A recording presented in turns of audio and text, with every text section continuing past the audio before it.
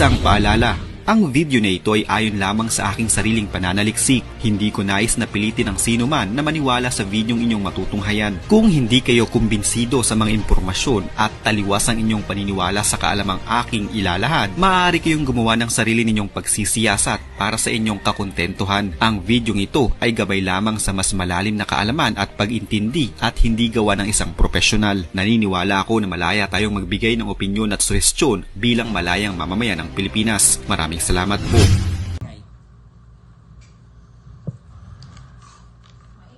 Magandang umaga, magandang hapon, magandang gabi. Saan ka mang parte ng mundo, ako po si Bong Lustre, ang nagsasabing pag walang knowledge, walang power. Ako rin po yung inyong pambansang Jologs ng Pilipinas. At saka ako rin po yung nagsasabing your kaibigang neighborhood. Gusto ko lang po sanang batiin ng happy birthday si Erica Cyril Gonzalez Gancauco. O mas kilala natin bilang Erich Gonzalez.